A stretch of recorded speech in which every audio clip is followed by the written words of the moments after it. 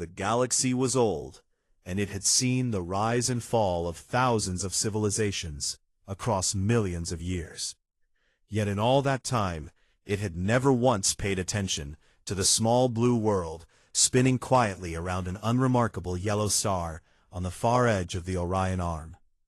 The Galactic Concord, a vast alliance of more than 4,000 spacefaring species, had known about Earth for over 100 years, and in all that time they had never considered it worth a second glance. Their official classification for humanity was Tier 0 pre-expansion species, which was a polite way of saying primitive, planet-locked, and completely irrelevant to anyone who mattered. Somewhere in the frozen darkness of Sol's Oort cloud, far beyond the reach of any human telescope, a small monitoring station drifted silently through space. Inside it sat a Veshan analyst named Torek Sevan, a tall reptilian creature with dull green scales and tired yellow eyes, who had been assigned to watch Earth for the past 6 years, and he hated every moment of it. His job was simple. He recorded Earth's radio emissions, filed quarterly reports to the Concord's Bureau of Primitive Observation, and waited for the day they would finally transfer him somewhere that mattered. Nobody ever read his reports, and nobody ever would, because Earth was considered the most boring assignment in the entire galaxy. Torek leaned back in his chair and stared at the streams of data flowing across his screens. Radio chatter, television broadcasts, satellite pings, all of it meaningless noise from a species that still burned fossil fuels and fought wars over imaginary lines drawn on maps. He shook his head and muttered to himself that these creatures would be lucky to survive another century, let alone reach the stars. The Concord's official assessment of humanity had not changed in 100 years. No warp signatures detected, no orbital infrastructure beyond basic satellite networks, no exotic energy emissions, no threat, no value. That was the summary, and every analyst who had ever sat in this station had written the same thing. But Torek did not know, could not have known, that the assessment was exactly what humanity wanted him to believe. Deep beneath the surface of Earth, in a bunker carved into the bedrock below the Swiss Alps, a woman named Admiral Kira Vasquez sat at the head of a long steel table and stared at a holographic display that showed the entire Sol system in perfect detail. Every asteroid, every moon, every planet, and every hidden shipyard that the Concord's sensors had never once detected. Vasquez was 63 years old, with iron-gray hair cropped short, and dark eyes that carried the weight of the most dangerous secret in human history.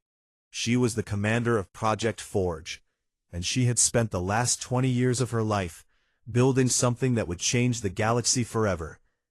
The story had begun long before her. Nearly a century ago, Earth's deep space listening arrays had picked up strange signals from beyond the solar system. Signals that were clearly artificial, clearly organized, and clearly not meant for human ears. It had taken the world's best cryptographers 15 years to crack the alien encryption, but when they finally did, what they found had changed everything.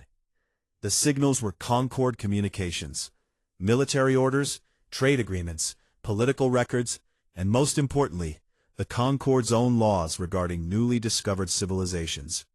And those laws were terrifying. The Concord did not welcome new species into the galaxy with open arms. Instead, it operated on a rigid tier system designed to keep younger civilizations under control.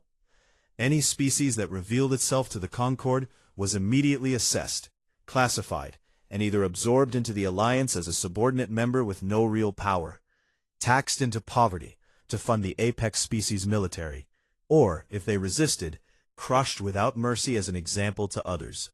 The 3 apex species sat at the top of this system. The Dracaran hegemony, a race of massive predatory reptilians who controlled the Concord's military. The Yanari Collective, an insectoid hive mind that dominated trade and economics. And the Solwen Archivists, ancient beings of living crystal, who hoarded knowledge and used it as a weapon of control. Together, these three species had ruled the galaxy for over 10,000 years, and they had built the Concord not as an alliance of equals, but as a machine designed to keep themselves on top forever. When Earth's leaders had learned this truth, they had faced a terrible choice. They could announce themselves to the galaxy and hope for the best, knowing that history showed the best never came. Or they could stay quiet, stay hidden, and use the time to prepare for the day when silence would no longer be an option. They chose silence. The decision was given a name, the Quiet Protocol, and it became the most closely guarded secret in human history. Every major government on Earth agreed to it, and for the first time in their species' existence, humanity united around a single goal. They would watch, they would learn, they would build, and they would not make a single sound until they were ready. And so for 100 years, humanity did exactly that. They intercepted Concord transmissions and studied alien technology with the desperate focus of a species that knew its survival depended on understanding its enemies before its enemies understood them. They reverse-engineered warp field theory from stolen data packets. They decoded shield harmonics and weapon systems and faster-than-light communication arrays. But humanity did not simply copy what the Concord had built. They improved upon it, because the human mind worked differently from any other species in the galaxy, where the Concord's engineers designed for elegance and efficiency. Human engineers designed for one thing above all else: survival at any cost. Every system had a backup. Every backup had a backup. Every weapon was built to hit harder than it needed to, because humanity had learned through 10,000 years of bloody warfare that enough was never enough. The Concord built ships like artists. Humanity built ships like survivors. Admiral Vasquez stood and walked to the holographic display, zooming in on the Kuiper Belt, the vast ring of ice and rock at the edge of the solar system. To any outside observer, it looked like nothing but frozen debris. But hidden inside hollowed-out asteroids the size of small moons were the shipyards of Project Forge. 47 warships sat in those asteroids, each one 12 kilometers long, wrapped in layered nanocomposite armor that could shrug off plasma fire, and armed with weapons that the Concord had no name for: relativistic kinetic accelerators that could fire tungsten slugs the size of buildings at a fraction of the speed of light. The Concord had never imagined such weapons, because no civilized species would ever design something so brutal. But humanity was not civilized by galactic standards. Humanity was something else entirely. Vasquez placed her hand on the display and whispered to herself that they were ready. They had been ready for years. But the protocol demanded patience. And patience was the one weapon that cost nothing and won everything. Back in the Oort cloud, Torek Sevon ran his nightly scan and frowned at something on his screen. There was a tiny flicker, a micro-anomaly in the gravimetric readings near Neptune, so small it barely registered above the background noise. He stared at it for a long moment, then shook his head and deleted the alert. It was probably just instrument drift. This old station was falling apart, and the Concord was not going to spend money maintaining equipment that watched a world nobody cared about. He filed his quarterly report, the same one he always filed, and typed out the same words that every analyst before him had typed. No significant activity detected. Earth remains a Tier 0 world. No action recommended. He sent the report and turned off his console for the night, never knowing that at that very moment, less than 1 billion kilometers from his station, 47 warships sat in the darkness like sleeping wolves, waiting for the moment when the silence would finally end. And somewhere deep underground, Admiral Kira Vasquez closed the holographic display and allowed herself a rare smile, because she knew something that the entire galaxy did not. The quiet was not weakness, and the silence was not surrender. The silence was a loaded gun, and humanity's finger was on the trigger. 600 light-years from Earth, in a star system where twin suns painted the sky in shades of gold and amber, There existed a world called Velhari Prime, a beautiful planet of warm oceans and endless coral forests, where an amphibian species called the Nethari had built a peaceful civilization over the course of 12,000 years. The Nethari were gentle creatures. They stood about 4 feet tall, with smooth blue-green skin, wide dark eyes, and delicate webbed hands that they used to craft music and art that was considered among the most beautiful in the galaxy. They had no army, no warships, and no desire for conquest. They simply wanted to live, to create, and to be left alone. But the galaxy did not leave gentle species alone. The Nethari had been members of the Galactic Concord for 3 centuries, and in all that time they had been classified as Tier 2, a subordinate species required to pay heavy tribute to the apex races in exchange for protection that they had never asked for and never needed. Every year, 40% of their economic output was taken by the Concord's tax collectors, and every year the Nethari paid without complaint, because the alternative was far worse. But 5 years ago, the Nethari had done something that the Concord considered unforgivable. They had reached out to Earth. It had started as curiosity. Nethari scientists had detected Earth's radio signals and had become fascinated by the strange species that produce such chaotic and beautiful noise. They began sending low-frequency signals toward Sol, hidden inside natural cosmic radiation patterns, so that the Concord's monitoring systems would not detect them. They were not trying to start an alliance. They were simply saying hello to a lonely world that reminded them of their own. Humanity had received those signals, and through careful back-and-forth communication that took years because of the vast distance, a quiet friendship had been born. 2 species on the margins of a cruel galaxy, whispering to each other in the dark. But the Concord had spies everywhere, and eventually a Yanari trade monitor had intercepted fragments of the Nethari transmissions. The fragments were incomplete, but they were enough to confirm that the Nethari had made unauthorized contact with a Tier 0 world, a violation of Concord law that carried the harshest possible penalty. The punishment was not meant to be fair. It was meant to be a message. Warlord Sethik Khan stood on the bridge of his flagship, the Fang of Drakor, and watched Velhari Prime grow larger in the viewport as his fleet dropped out of warp. He was enormous, even by Dracoran standards, 8 feet tall with black-red scales, a jaw filled with teeth like serrated knives, and 4 arms that ended in claws capable of tearing through hull plating. He had led subjugation fleets for 40 years, and he had never once failed to break a species beneath his heel.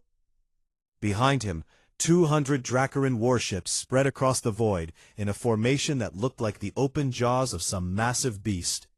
Cruisers, destroyers, bombardment carriers, enough firepower to turn a continent to glass in minutes. Khan opened a broadcast channel to the planet below and spoke in a voice that carried no emotion except cold authority. He announced that the Nethari had violated Article 7 of the Concord Charter by conducting unauthorized communications with a pre-expansion species, and that the sentence was immediate and unconditional surrender, followed by species-wide indenture. Every Nethari man, woman, and child would become property of the Dracoran hegemony, to serve as laborers in their mining colonies for the next 500 years. The Nethari Elder Council responded with a desperate plea for mercy. They explained that they had only sent greetings, that they had shared no technology, that they had meant no harm. But Khan cut their transmission without a word. Mercy was not in his vocabulary, and even if it had been, his orders came from the highest levels of the hegemony. The Nethari were to be made an example, and examples required suffering. When the surrender deadline passed with no response, Khan gave the order to begin bombardment. The first plasma strikes hit the coastal city of Nethara, the Nethari capital and the cultural heart of their civilization. Towers of living coral that had taken centuries to grow were vaporized in seconds. Libraries containing 12,000 years of art, and music and history were reduced to ash. The ocean itself oiled where the strikes landed, sending walls of superheated steam rolling across the shoreline. The Nethari had no shields, no weapons, and no way to fight back. All they could do was run. And they ran, millions of them fleeing into the deep underground caverns that their ancestors had carved long ago, carrying their children and whatever they could hold in their trembling hands. Khan watched the destruction from his bridge with the calm satisfaction of someone performing routine maintenance. He had done this before on a dozen worlds, and he would do it again on a dozen more. This was how the galaxy worked. The strong ruled, the weak obeyed, and anyone who forgot that lesson was reminded with fire. But he did something else that was standard procedure for a subjugation fleet. He activated the Concorde's broadcast drones, small automated cameras that transmitted the bombardment live across the galaxy's communication networks, so that every species in the Concorde could watch and remember what happened to those who broke the rules. Across the galaxy, billions of beings watched the burning of Velhari Prime, and most of them looked away in shame or fear. But on one small blue world at the edge of the Orion Arm, the broadcast was watched with something very different. Rage. Commander Jalen Wangi, head of the United Terran Confederation's Intelligence Division, stood in the underground command center beneath the Alps and watched the feed with his fists clenched so tight that his knuckles had turned white. He was a tall man with dark skin and sharp eyes that had spent 30 years reading alien intelligence reports, and in all that time, he had never felt the kind of fury that burned in his chest at this moment. He turned to his communications officer and ordered an immediate priority channel to Chancellor Elise Fontaine. 20 minutes later, the Chancellor stood in the same room, watching the same feed, plasma fire raining down on cities full of people who had never hurt anyone.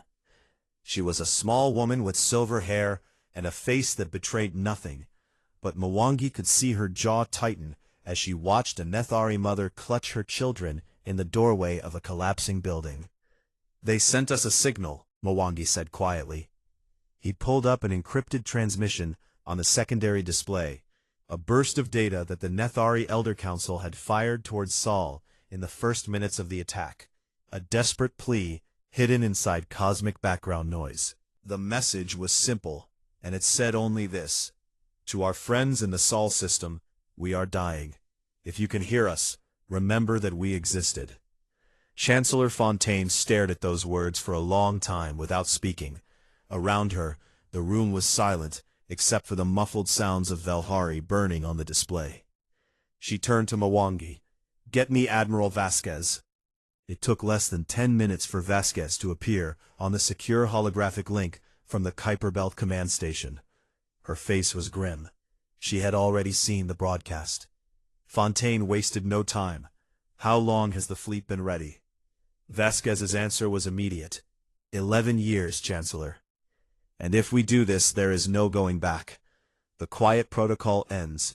Every species in the galaxy will know we exist, and the Concorde will turn its eyes toward Earth." "Yes," Vasquez said, "but if we do nothing, then everything we built was for nothing. We told ourselves we were waiting for the right reason." "Well, Madam Chancellor, people are burning alive right now because they had the courage to say hello to us.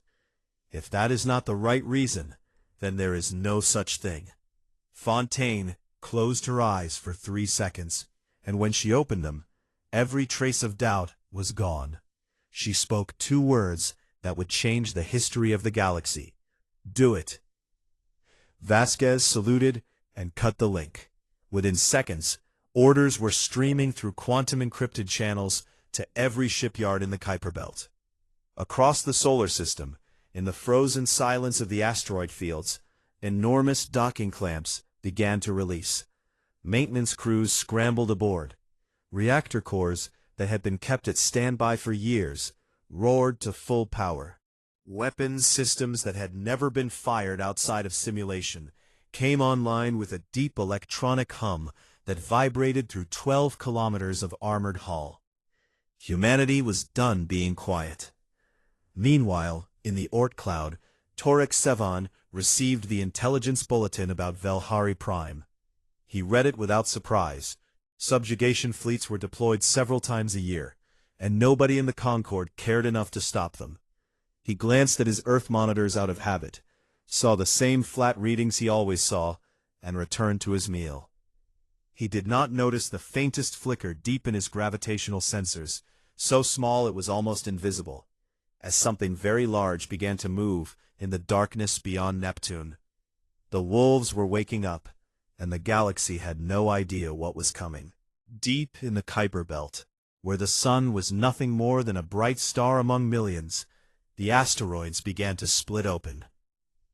From the outside, they had looked like ordinary rocks, massive, dark, and dead, drifting in the frozen emptiness the way they had drifted for billions of years. But these were not ordinary rocks, and they had not been ordinary for a very long time. Their cores had been hollowed out decades ago and replaced with shipyards, reactors, weapons factories, and the largest military secret in the history of any species in the galaxy. Admiral Kira Vasquez stood on the bridge of the TCS Prometheus and felt the deep vibration of the docking clamps releasing beneath her feet. It was a sound she had imagined 1,000 times during the long years of waiting, and now that it was real, she found that her hands were perfectly steady and her heartbeat was calm. She had trained for this moment her entire adult life. Every officer on this ship had. Every crew member, on every one of the 47 Dreadnoughts, sliding out of their asteroid cradles at this very moment, had been selected, trained, and prepared for the day when humanity would step out of the shadows and into the fire. The Prometheus emerged from its asteroid like a creature being born from stone. 12 kilometers of dark gray hull, pushing through clouds of rock dust and frozen gas. Its shape was brutal and functional, nothing like the elegant curved warships of the Concorde. Where alien vessels looked like works of art, the Prometheus looked like a weapon. Angular, heavy, layered in thick nano-composite armor plating that gave it the appearance of a fortress that had somehow learned to fly. Behind it, 46 more Dreadnoughts were emerging from their hiding places across a stretch of the Kuiper Belt that covered millions of kilometers. Each one was a monster in its own right, 12 kilometers long, powered by triple redundant fusion reactors that generated more energy than most civilizations used in a year, and armed with weapons that the Concorde had never imagined, because no species in galactic history had ever been desperate enough or creative enough to build them. The main armament of each Dreadnought was a battery of relativistic kinetic accelerators, massive electromagnetic rails that ran the entire length of the ship and could launch tungsten slugs the size of apartment buildings at 15% of the speed of light. At that velocity, a single slug carried more kinetic energy than a nuclear weapon, and each Dreadnought carried hundreds of them. But the kinetic accelerators were only the beginning.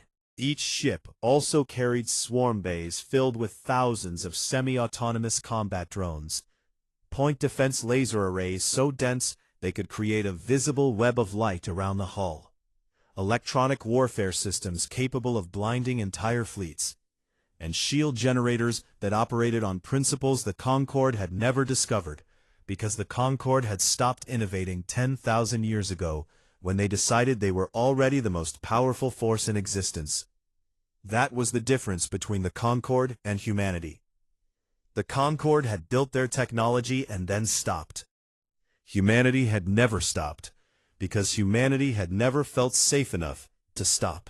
10,000 years of constant warfare against each other had burned one lesson into the human species deeper than any instinct.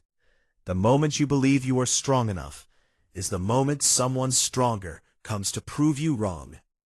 Vasquez opened a fleet-wide channel, and her voice reached every ship, every bridge, every crew member in the formation.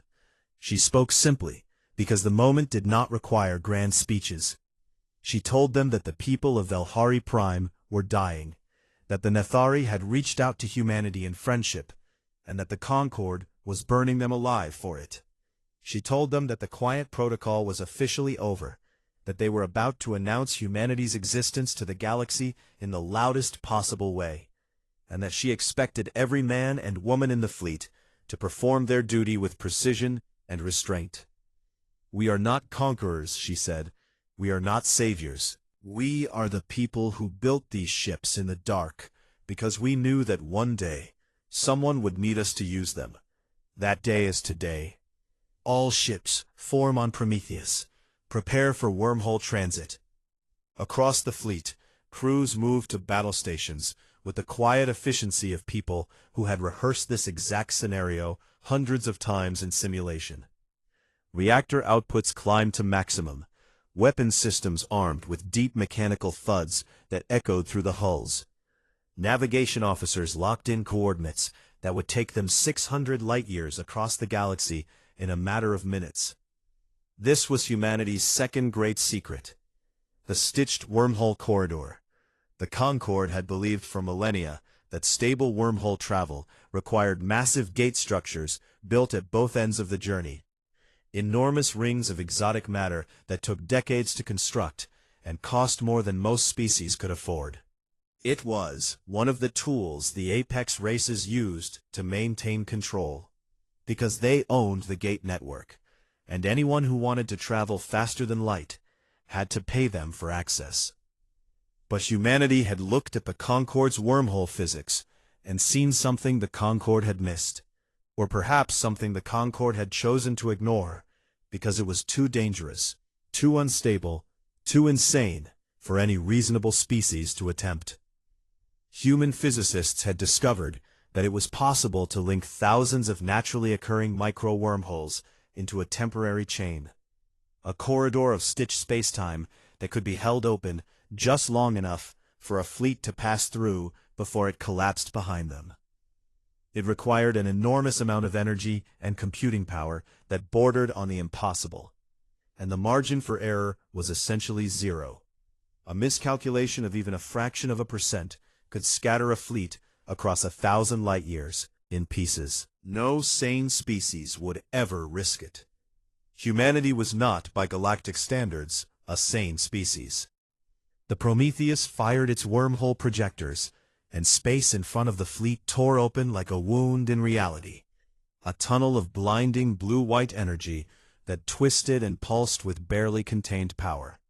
One by one, the 47 Dreadnoughts accelerated into the corridor, their massive hulls swallowed by the light. In the Oort cloud, Torix Savan's entire console lit up like a sun, as every sensor in his station screamed at once. Gravitational distortion off the scale, energy readings that his instruments were not even designed to measure, and 47 signatures that appeared from nowhere and vanished into a wormhole that should not have been possible.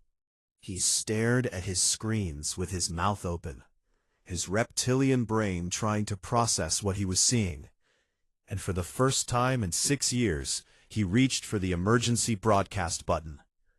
But by the time his trembling hand made contact, the fleet was already gone. 600 light-years away, the sky above Valhari Prime had been burning for hours.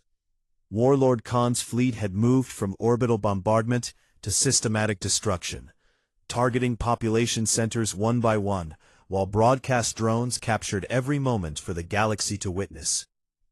The Nethari who had not made it underground were dying by the thousands, and those who had were huddled in ancient caverns, listening to the muffled thunder of their world being destroyed above them. On the bridge of the Fang of Dracor, Khan watched the destruction with his arms crossed and his expression empty. This was routine, and he felt nothing.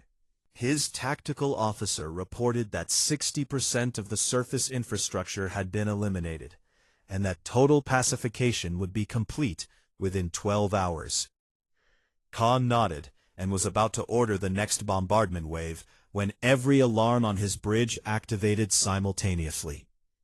His sensor officer, a young Dracorin with wide, terrified eyes, shouted that there were new contacts dropping out of what appeared to be an unregistered wormhole corridor directly between the Dracorin fleet and the planet.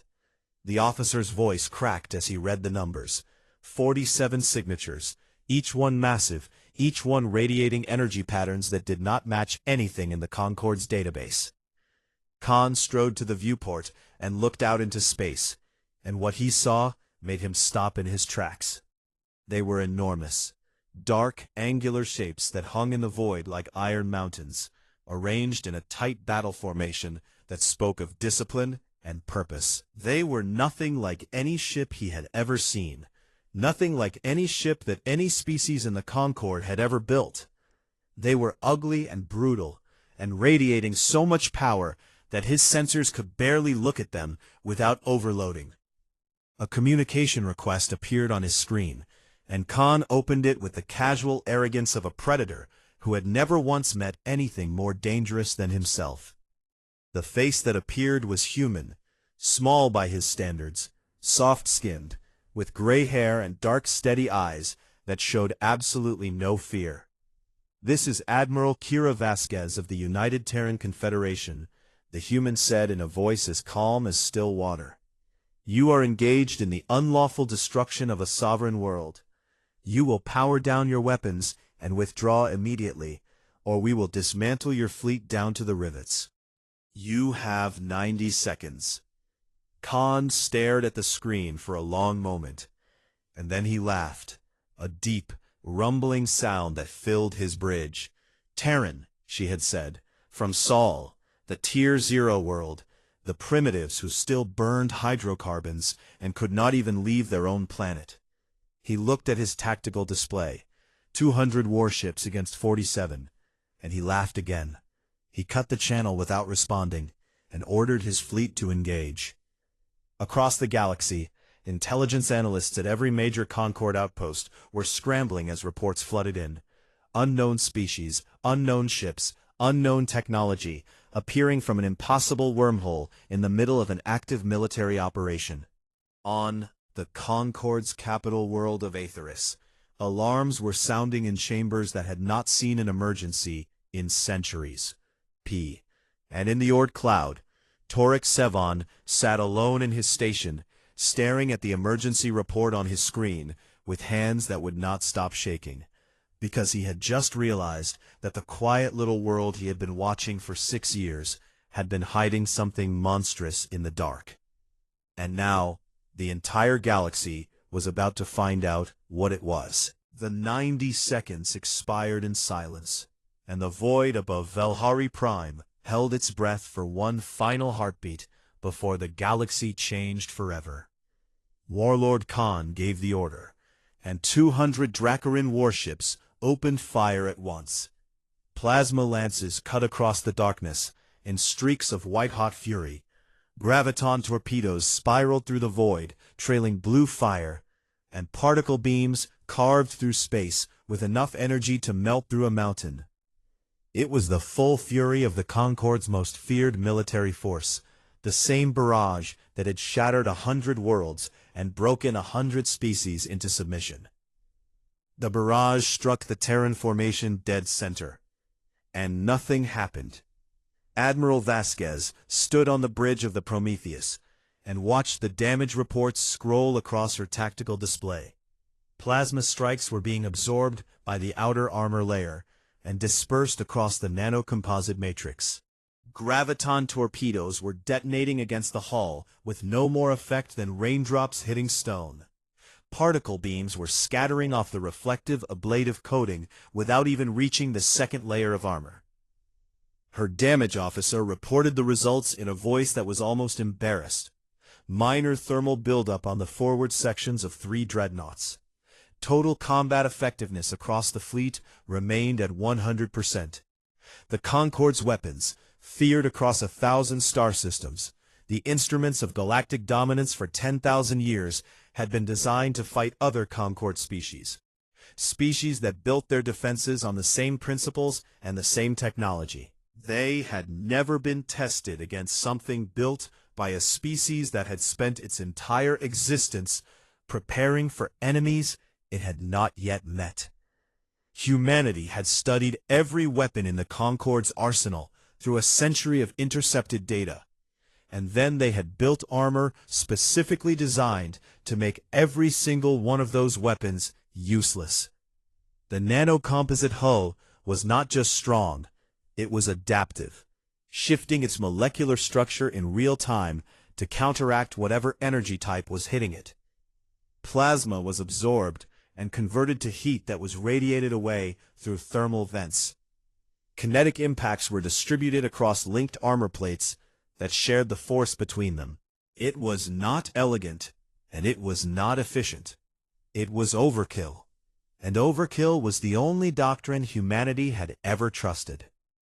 On the bridge of the Fang of Drakor, Khan watched his weapons strike the enemy fleet with everything his ships had, and for the first time in 40 years of warfare, he felt something cold settle in his stomach. The strange ships were not even maneuvering.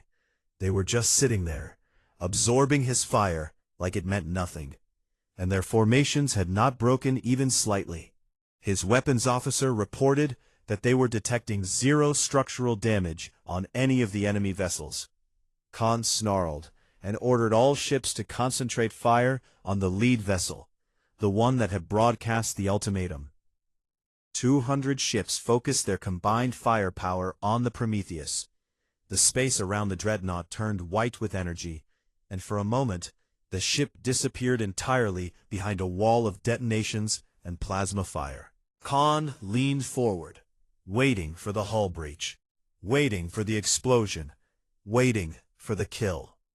When the fire cleared, the Prometheus was still there, untouched, unmoving, and now turning its massive bulk toward the Fang of Drakor with the slow, deliberate motion of something that was done being patient. Vasquez opened the fleet channel.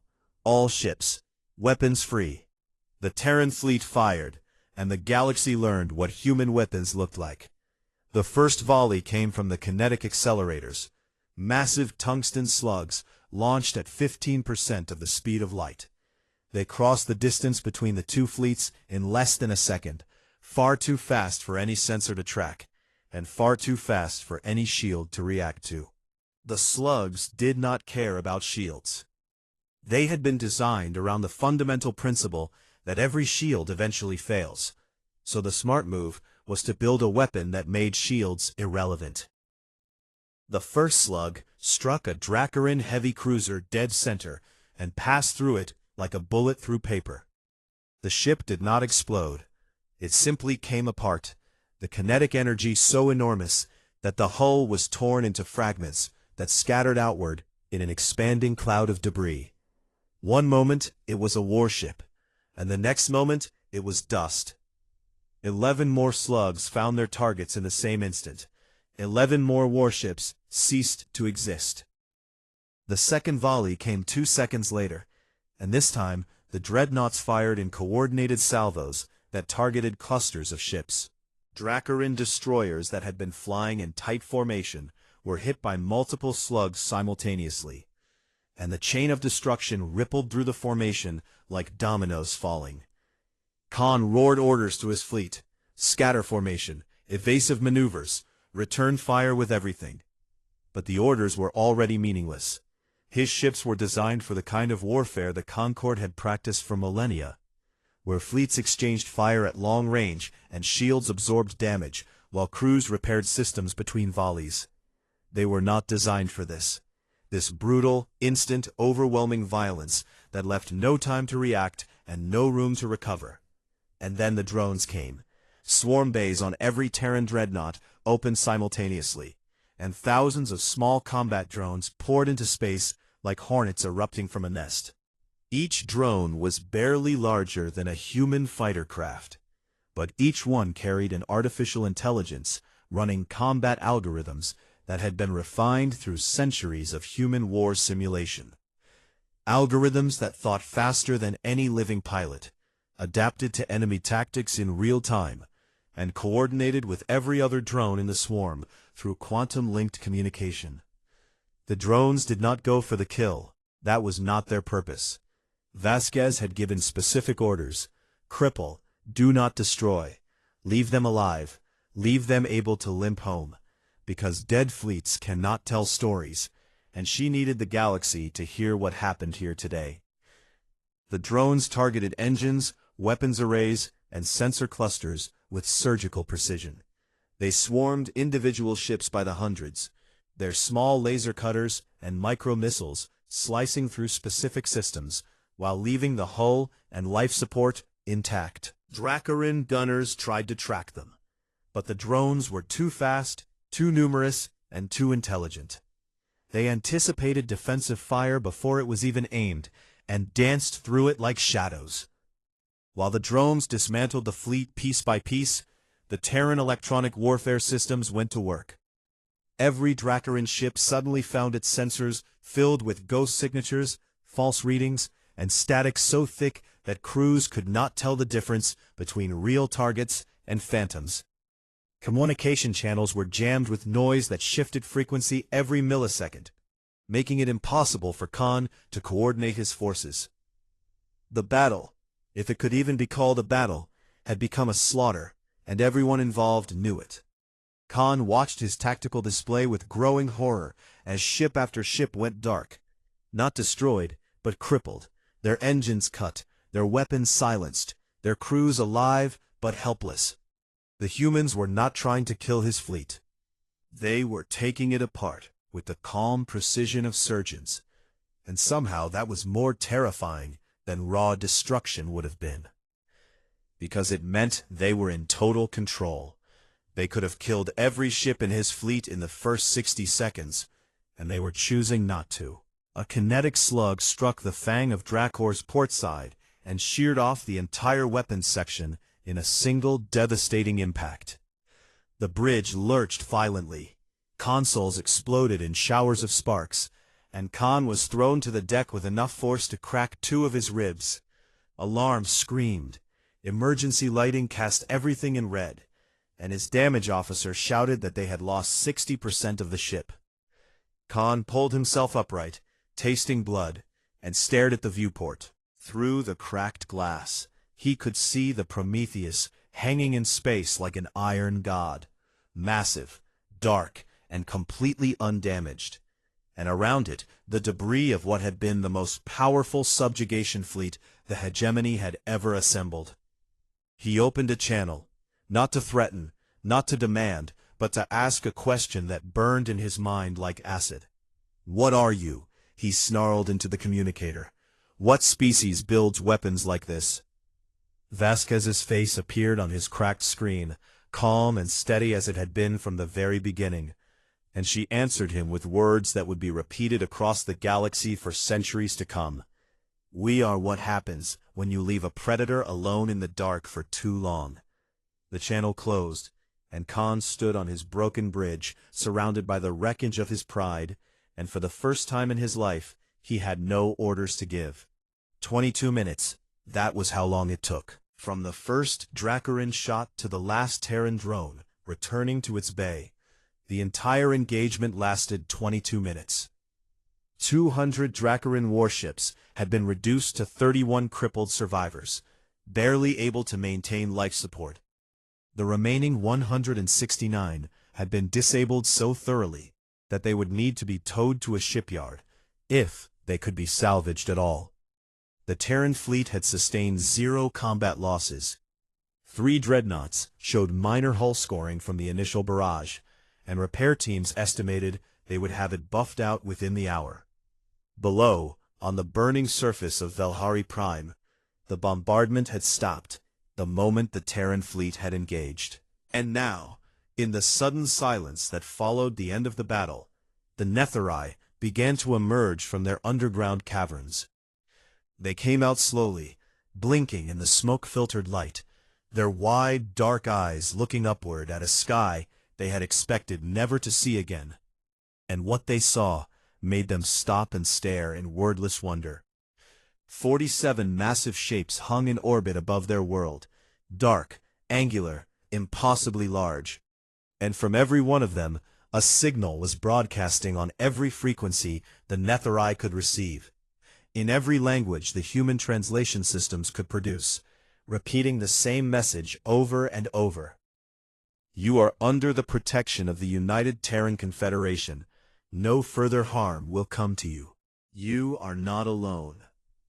In the ruined capital of Nethara, a Nethari elder stood in the ashes of what had been the greatest coral tower on the planet, looked up at the iron shapes in the sky, and wept, not from grief, but from something she had never expected to feel again: hope. And across the galaxy, on billions of screens and through billions of communication channels, the broadcast drones that Khan had activated to show the galaxy his dominance were still transmitting. But instead of a subjugation, they had recorded something else entirely.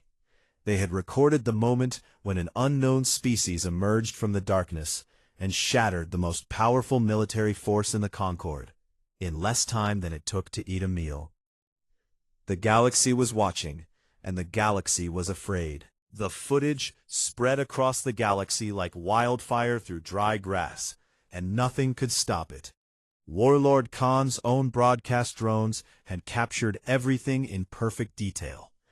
The arrival of the unknown fleet, the futile barrage that bounced off their hulls like pebbles off a mountain.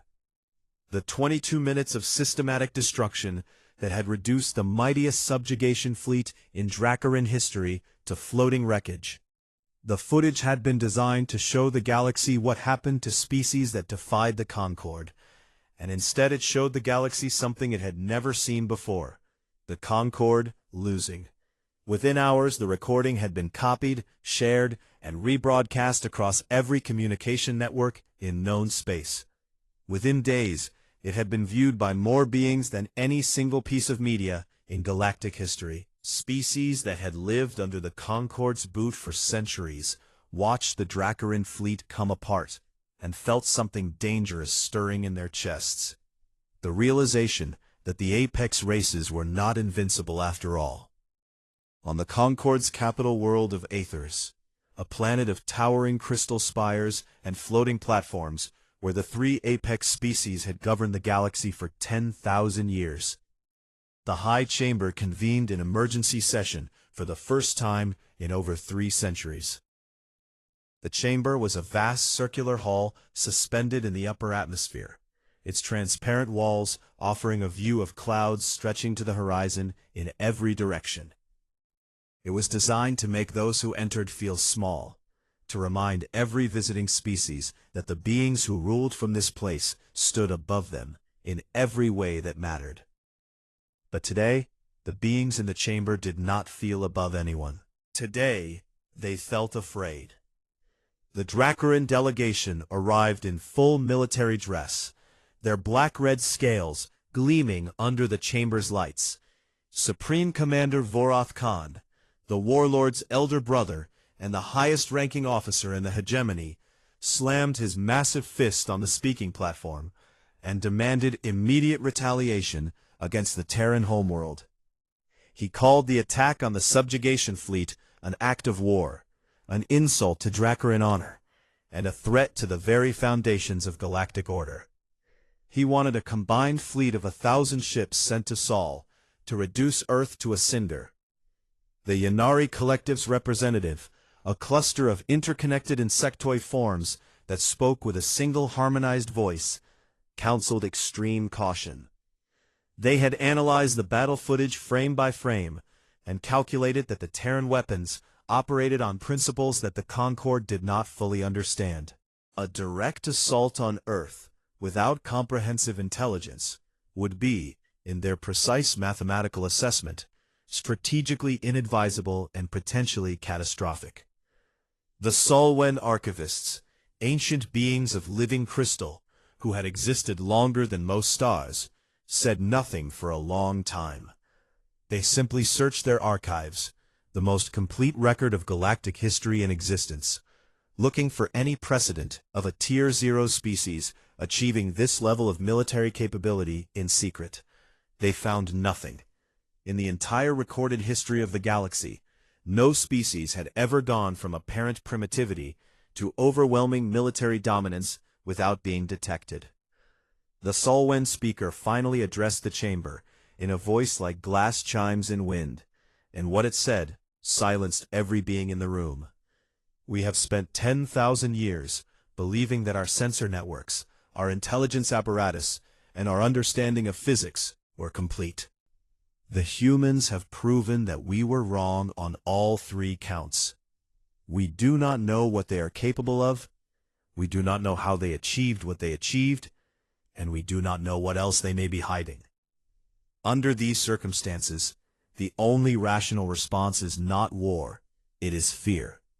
The chamber erupted into chaos, shouting, accusations, threats, and it was into this chaos that a new signal arrived, a quantum link broadcast from Sol, cutting through every security protocol and every firewall the Concorde had ever built, as though they were made of wet paper. Chancellor Elise Fontaine's face appeared on the chamber's central display, and the room fell silent. She was a small woman by any species standards, sitting calmly in what appeared to be a simple office, with a window behind her showing green trees and blue sky. The surface of Earth, broadcast to the galaxy for the first time in history. She did not raise her voice. She did not threaten, and she did not apologize. She simply spoke, and every word landed with the weight of a century of preparation. She told the Concorde that humanity had known about them for over 100 years. She told them that Earth had intercepted, decoded, and studied their communications, their technology, their laws, and their methods. She told them that humanity had deliberately chosen to remain silent, not out of fear, but out of strategy, and that the fleet at Velhari was not the full extent of Terran military capability. Then she presented the evidence, a century of intercepted Concorde transmissions displayed on screen after screen, showing the systematic exploitation of younger species, the rigged tier system designed to keep the apex races in power, the forced indenture of entire civilizations, the economic strangulation of any world that dared to compete, and the military subjugation of anyone who objected. It was all there, in the Concorde's own words, in their own records, undeniable and damning. You built a galaxy where the strong devour the weak and call it order, Fontaine said. You created a system where every species exists to serve you, and you maintained it through fear and violence.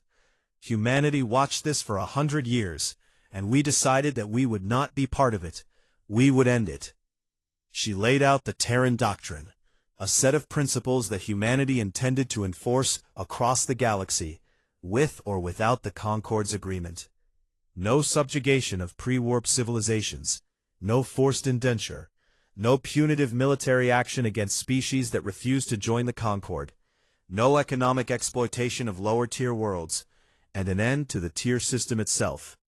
You can accept these terms and reform your alliance into something worthy of the name, Fontaine concluded.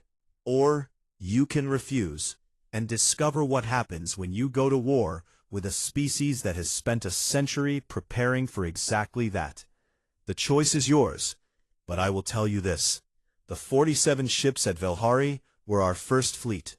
They were not our last. The transmission ended, and the chamber was silent for a very long time. In the weeks that followed, the galaxy began to change in ways that no one could have predicted, or perhaps ways that everyone had been waiting for without knowing it. Smaller species, the ones who had been crushed under the Concorde's heel for centuries, began to speak out. The Lithani, a species of bioluminescent beings who had been forced to mine radioactive materials for the Yanari. The Kothrani, a proud warrior race whose military had been disbanded by Concorde decree. The Fenavari, who had been paying tribute for so long that their economy had been reduced to subsistence. All of them, and dozens more, began sending messages to Earth, requesting alliance, requesting protection, requesting something they had not dared to hope for in living memory: freedom. Chancellor Fontaine and Admiral Vasquez worked together to formalize these relationships, and within months, the Free Worlds Compact was born. An alliance of liberated species, built not on domination, but on mutual defense and genuine cooperation. It was small at first, barely 24 worlds, but it grew rapidly as more species found the courage to break away from the Concord. The Concord itself fractured. The Ynnari Collective, always pragmatic, began quietly opening trade channels with the Compact.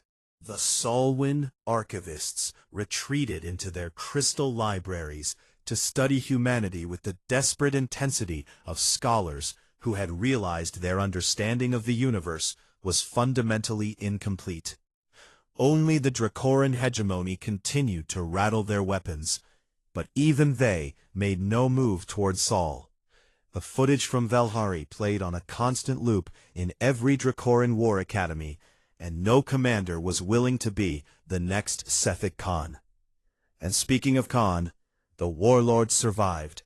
He returned to Dracoran space aboard the crippled remains of the Fang of Dracor. And when a subordinate asked him what they should do about the humans, he stared at the holographic replay of the battle that he had watched 1,000 times since his defeat, and whispered a single word: "Careful. We be very careful." On Velhari Prime, the Nethari began to rebuild. Terran engineering teams, the first humans most of the galaxy had ever seen in person, arrived to help reconstruct what the bombardment had destroyed. The Nethari watched these small, strange, soft-skinned beings work alongside them with tireless energy, and were amazed to discover that the species that had built those terrifying warships also laughed easily, sang badly, and cried at the sight of Nethari children playing in the ruins of their cities.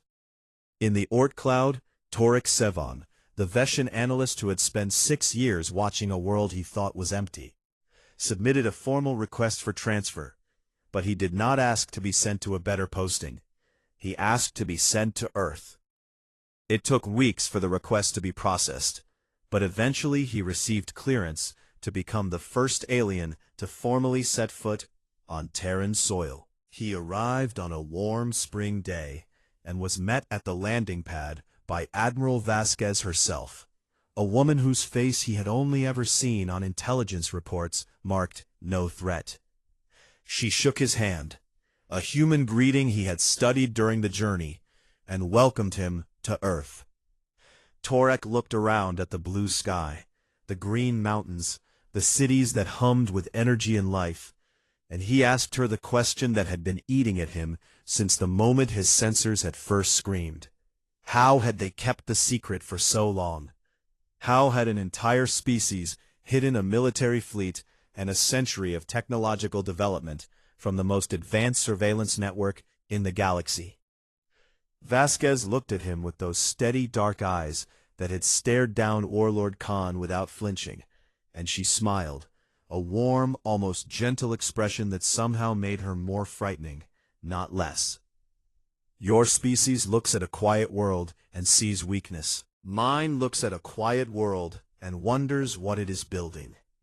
Torek thought about that for a long moment, and then he laughed, a sharp barking sound that was the Veshan equivalent of genuine delight, because he realized that the galaxy had made the oldest and most dangerous mistake that any civilization could make. They had confused silence for surrender and stillness for death, and by the time they understood their error, it was already too late. Far from Earth, far from Velhari, far from the gleaming spires of Aetheris, deep in the frozen darkness of the Kuiper Belt, where no alien sensor could reach, the asteroid shipyards were not empty. They had never been empty, and they never would be. The 47 Dreadnoughts at Velhari had been Phase 1, the announcement, the proof of concept, the galaxy's introduction to what humanity could do when it stopped being quiet. But Phase 1 had always been just the beginning. Inside those hollowed-out asteroids, hundreds of half-finished hulls stretched in every direction, dreadnoughts, carriers, cruisers, and designs that had no name yet because no species had ever built anything like them. Construction drones swarmed over skeletal frameworks that would one day carry armor and weapons and crews of humans who had grown up knowing that the stars were not empty and that the darkness between them was full of teeth. Humanity had announced itself to the galaxy, and the galaxy would never be the same. But if the Concorde thought that the 47 ships at Velhari were the extent of what Earth could bring to bear, then they had learned nothing at all. The silence was over, but the building had only just begun. And somewhere in the dark, the wolves were still growing.